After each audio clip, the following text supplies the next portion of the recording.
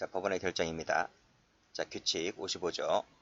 법원은 특별한 사정이 없는 한 보석 청구받은 날로부터 7일 동그라미, 자, 7일 내에 그에 관련된 결정을 해야 되는데, 이 결정이 어떤 결정이냐면 밑에 나와 있죠.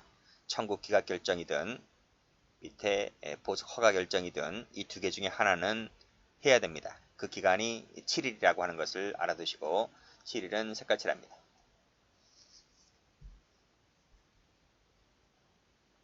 자, 그러면 청구 기각 결정부터 볼게요. 자, 청구가 부적법하거나 이유가 없을 때는 기각 결정하면 되는데요. 이 기각 결정에 대하여는 청구권자가 보통 항고라고 하는 것을 제기할 수가 있습니다. 또 청구가 만약에 이유가 있잖아요. 그러면 허가 결정을 하면 되는 것이고, 그 허가 결정에 대해서 검사는 보통 항고라고 하는 것을 제기할 수가 있습니다. 자, 그런데 우리 수사 증거만 배우시는 분들 있잖아요. 수사 증거 파트만 공부하시는 분들은 이 항고라고 하는 부분을 별도로 배우지 않기 때문에 좀 필기를 좀 해드리면, 자, 법원의 결정이 내려지잖아요. 법원이 어떠한 결정을 내릴 텐데, 이 결정에 대하여 만약 불복이 있는 자가 있잖아요. 그러면 이 항고라고 하는 것을 제기할 수가 있습니다. 그 항고라고 하는 것이 크게 지금 밑에 나와 있는 보통 항고라고 하는 것이 있고요. 그 다음 페이지 넘어가면 즉시 항고라고 하는 것이 나오거든요. 그러면 이 보통 항고와 즉시 항고 차이가 어떤 것이 있느냐? 보통 항고라고 하는 것은 가장 큰 차이가요. 재판의 집행이 정지가 되는 효력이 없어요. 즉 무슨 말이냐면, 자, 지금 여기서 청구를 기각하는 결정이 나오잖아요. 보석 허가하는 결정이 나오잖아요. 그런데 청구권자나 검사가 보통 항고를 제기해버린다 하더라도 일단 이 결정이 나왔다면 이 결정에 따라야 됩니다. 즉 보석 허가 결정을 하면, 보석 허가 결정이 나오면 피고인은 풀려나는 거죠. 풀려나는 부분에 대해서 못 막아요. 보통 항고를 했다 하더라도 그 나중 문제입니다. 그러니까 풀어준다 하더라도 못 나오게 해야 되는데, 보통 항고를 제기해봤자 못 나오게 하는 방법이 없습니다. 일단 풀어줘야 됩니다. 풀어주고 나서 나중에 그 잘못 풀어줬다라고 하는 것이 인정된다면 이 검사의 보통 항고를 받아들여서 다시 잡아들이면 되는 것이지, 일단 풀어주는 것에 대해서 어떻게 막을 도리가 없어요. 그것을 바로 뭐라 하냐면 재판의 집행정지 효력이라고 하는 것이 없다. 일단 풀어주는 것은 못 막는다, 이 뜻입니다. 그리고 이 보통 항고라고 하는 것은 따로 별도로 어떤 제기기간 기한 제한이라는 것이 없어요. 그래서 항상 제기할 수 있는 것이고, 즉시 항고라고 하는 것은 정반대입니다. 반대로 정리하시면 됩니다. 그래서 즉시 항고를 제기해버리면 재판 집행 정지 효력이라고 하는 것이 있고요. 제기기간 제한이라는 것이 있는데, 법조문에 명시가 되어 있죠. 이 부분은 보통 7일로 명시가 되어 있습니다. 7일 안에는 제기를 해야 됩니다. 그리고 이 즉시 항고 같은 경우에는 명문 규정이 마련되어 있다. 보통 항고는 명문 규정이 따로 마련되어 있지는 않습니다. 자, 됐고. 자, 그래서 밑에 동그라미 2번에 관련된 판례 나오죠. 보석 허가 결정에 대하여 불복하는 것이 허용될까 안 될까? 되는데 그게 바로 보통 항고로 가능하다는 판례 몇 번 나왔습니다. 자, 됐고요. 자, 보석 허가 결정할 때 조건 보겠습니다. 자, 보석 허가할 때 필요하고 상당한 범위 안에서 다음 조건 중에 하나 이상의 조건을 정하여야 한다. 1번부터 9번까지 나와 있는데 이걸 한꺼번에 보는 게 아니고요. 일단은요, 여러분들이 자 1번 동그라미 쳐보세요. 2번 동그라미 쳐보시고요. 동그라미 치세요. 5번 동그라미 치시고요. 7번 동그라미 치시고 8번 동그라미 치세요. 쳤어요? 그 다음 페이지 가보세요. 여기 나와 있지? 1번, 2번, 5번, 7번, 8번, 그쵸? 하나, 둘, 셋, 넷, 5개입니다. 이 5개까지 동그라미 쳤죠? 다시 옵니다.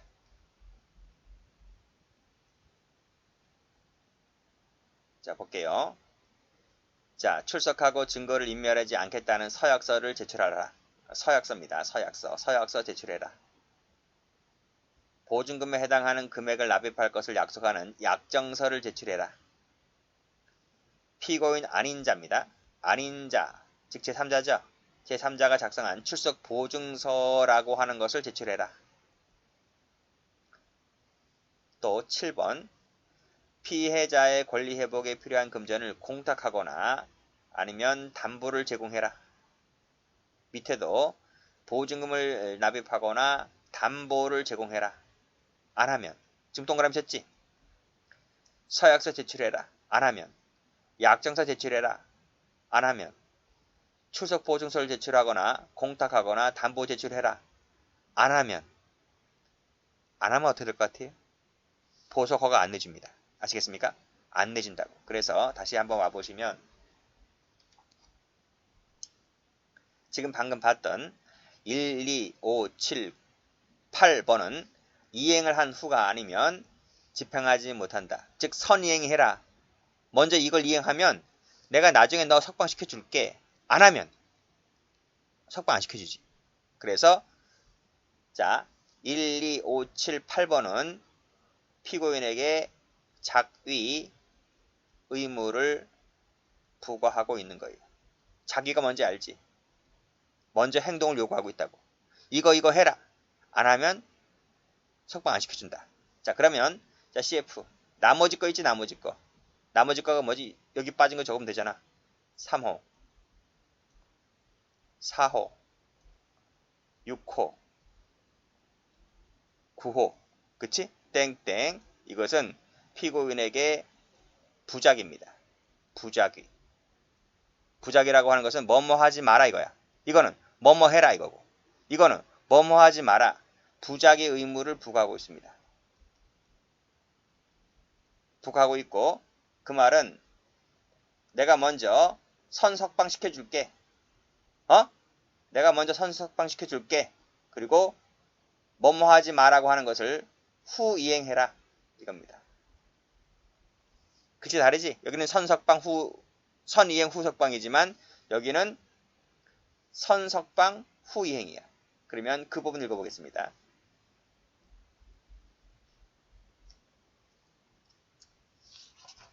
자 3번 자 피고인이 지정한 장소로 주거를 제한하고 도주 방지하기 위하여 행하는 조치를 받아들여라. 이거를 주거를 제한하고 도주 방지하기 위한 조치를 받아들여. 하는 조치를 우리가 할 텐데 네가 그거를 받아들여라. 참아내라. 수인해라 이겁니다. 그리고 해를 가하는 행위를 하지 아니하고 뭐뭐하지 아니하고 주거 직장 등 주변에 접근하지 아니할 거 뭐뭐하지 말아지. 뭐뭐하지 마라. 그리고 법원의 허가 없이 외국으로 출국하지 아니할 것을 서약해라. 뭐뭐하지 아니하라. 뭐뭐하지 외국으로 나가지 말아라. 함부로 허가 없이 나가지 말아라. 그런 얘기고 자, 그 밖에 출석을 보증하기 위하여 법원이 정하는 조건이 있는데 그거를 이행하라. 이것은 뭐 자기도 비슷하긴 하지만 여기서 적당한 조건이 뭐냐면 예를 한번 적어볼게요. 전자장치 부착 등이라고 하는 겁니다. 됐죠? 이것도 뭐 후이행이긴 하지만 뭐 이행이라고 해서 뭐 자기라고 볼 수도 있겠지만은 뭐 그게 큰 의미를 갖고 있는 건 아니고요. 어쨌든 1, 2, 5, 7, 8을 뺀 나머지는 부작위 의무가 좀 강합니다. 뭐 9번은 안 걸을 수도 있긴 한데 뭐 그게 중요한 건 아니고요. 일단은 3, 4, 6, 9호는 선석방 후이행 조치입니다. 그래서 이 100조 1항과는 좀 차이가 있다. 이렇게 봐두시면 될 것 같고 9호는 엄격한 의미에서는 그건 아닙니다. 이것은 자기로 보는 것이 더 강하겠죠? 뭐 자기든 부작이든 어쨌든 전자장치 부착 우리가 할 텐데 출입국 관리소 직원들이 아니고 보호관찰직 공무원들이 너에게 전자장치 부착을 할 텐데 너 그거를 잘 부착하고 다녀라 이겁니다. 함부로 떼지 말고. 자, 그런 내용들의 조건을 붙일 수 있다는 것이죠. 자, 됐고 자 보석 조건을 결정할 때 고려할 사항입니다. 자 조건을 정할 때는 다음 사항을 고려해야 되는데 이 조항이 더 중요합니다. 1항이 더 중요한 거예요. 앞에 9가지가 더 중요하기보다는 이것이 더 출제가 잘 됩니다. 자 그럼 볼게요.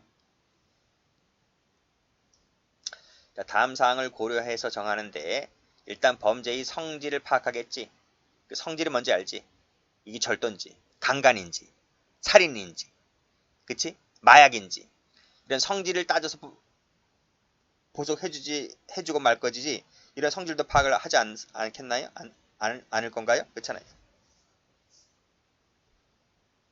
죄상, 너의 죄상을 묻겠다. 우리 사극보면 나오죠? 그런 것들 다 따집니다. 즉 범죄가 뭐냐에 따라서 보석 조건이 다르게 정해지는 거예요. 자, 그 다음이 중요한 말 나오는데요. 이 증명력입니다. 증명력인 것이지 증거 능력 하면 틀립니다. 그렇게 출제된 적이 있습니다. 증명력이라는 게 뭘까요? 이 증명력이라고 하는 것은 증거의 실질적 가치를 말합니다. 사람으로 치면 그 사람의 됨됨이를 말합니다. 그치? 우리 면접이라고 하는 걸 왜 봐요? 우리 공무원 시험에서 면접 시험이 왜 있냐고요? 그 사람의 됨됨이를 보는 거야. 그 짧은 시간 안에 그 사람의 됨됨이가 얼마만큼 파악된지는 모르겠지만 됨됨이를 보는 거야. 우리 미팅 볼 때, 맞선 볼 때도 왜 맞선을 보는 건가요?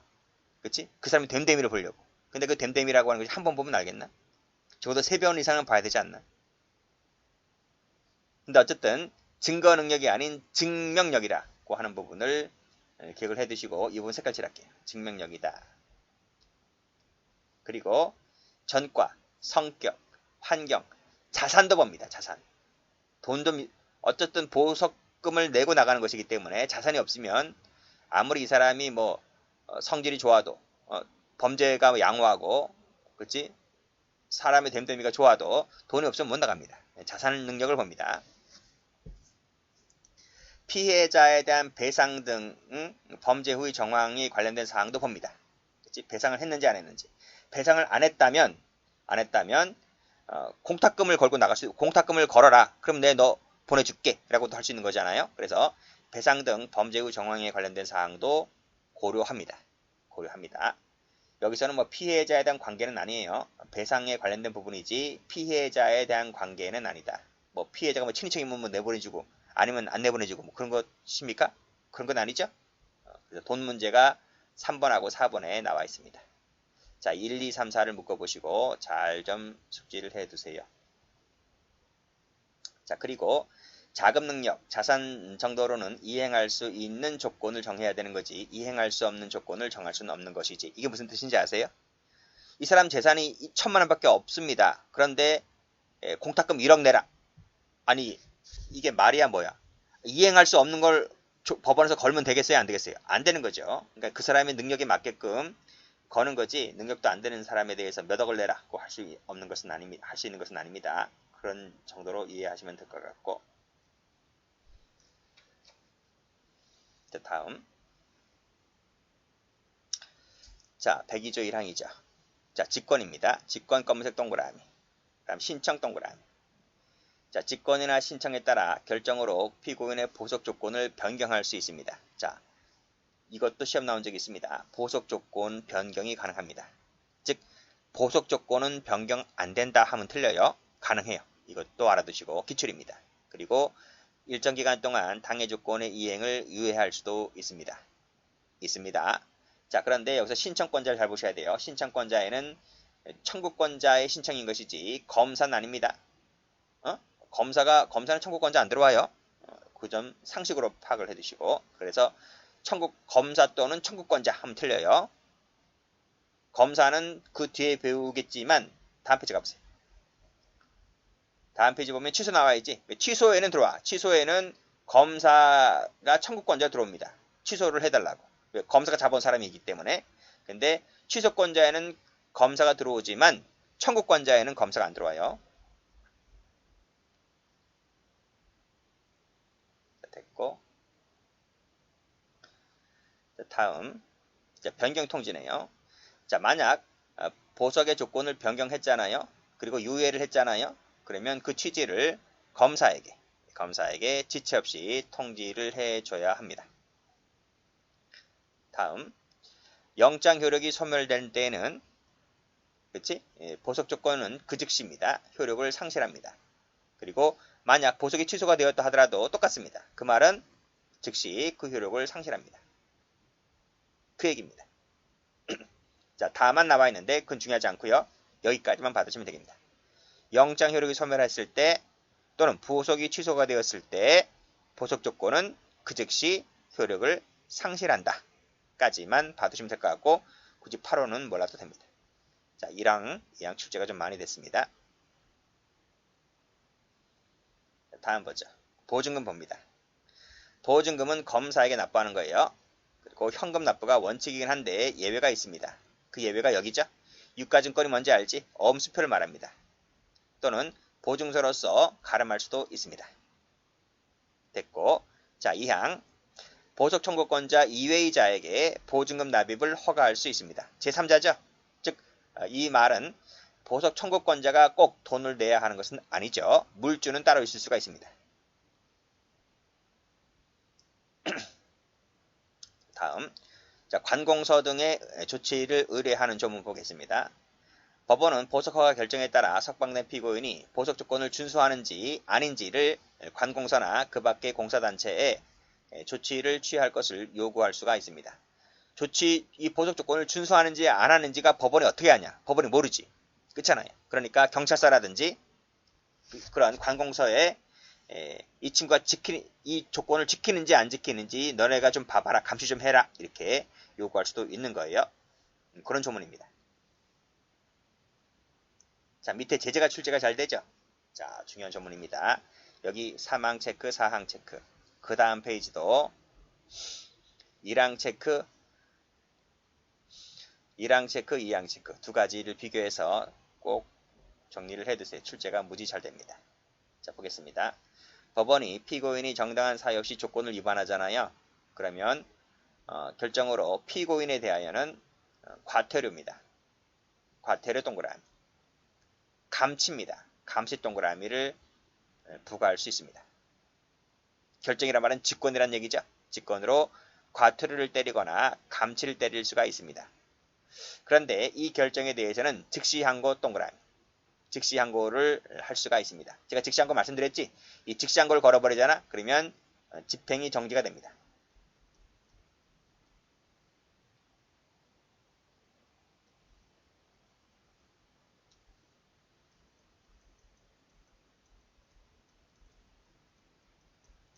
그러니까 과태료 때렸고 과태료 부과가 됐고 감치를 했잖아. 즉시항고를 해버리면 과태료를 안 내도 되는 거야. 결정이 날 때까지는. 감치도 안 되는 거야. 즉시항고를 걸어버렸기 때문에. 그러니까 브레이크야. 속된 말로 브레이크를 걸어버리면 과태료 안 내도 되고 감치 안 당한다는 거지. 그 점에서 보통 항고랑 차이가 있는 거죠. 자, 그 다음.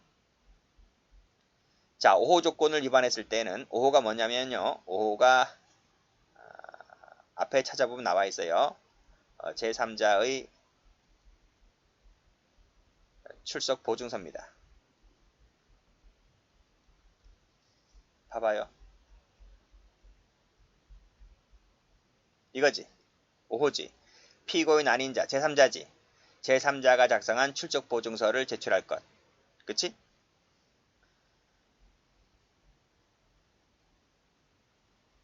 자, 이 조건에 따라 보석허가 결정을 해줬습니다. 근데 피고인이란 놈이 정당한 사유 없이 안 나와요. 불출석해버립니다. 그러면 그 출석 보증인에 대하여 역시 무슨 색깔이었지? 과태료 때립니다. 과태료를 때립니다. 과태료를 때리는데 이 출석 보증인은 감치가 안 됩니다. 감치는 피고인에 대해서 감치를 때리는 겁니다. 그치? 법정에 가두는 거지. 법정 안에 유치장 같은 데가 있어. 그런 데 가둡니다. 근데 출석 보증인은 사고친 당사자가 아니기 때문에 감치는 안 되고 과태료만 때릴 수가 있습니다. 그리고 역시 이 부분에 대해서 즉시항고가 가능합니다. 즉시항고는 집행이 정지가 됩니다. 돈 문제 나오지? 500만 원이든 1000만 원이든 돈 문제가 걸려버리면 즉시항고를 걸어버리면 돈을 안 내도 됩니다. 보통 돈 얘기가 나오면 다 즉시항고입니다. 자, 또 차이가 있습니다. 차이가 뭐냐면 출석 보증인은 500입니다. 500짜리도 나옵니다. 그런데 피고인은 돈이 더 많아요. 1000만 원입니다. 1000만 원. 그래서 500만 원, 1000만 원을 숫자를 바꾸면 틀립니다. 숫자를 바꾸면 틀려요. 2천만 원 그렇게는 안 내는데 500인지 1000인지를 바꿉니다. 그러면 그 부분 잘 기억을 해두시고 감치가 들어가냐 안 들어가냐. 응? 그거 많이 나옵니다. 감치가 들어가는지 안 나오는지가 출제가 잘 되고요. 즉시 항고라고 하는 것도 출제가 잘 됩니다.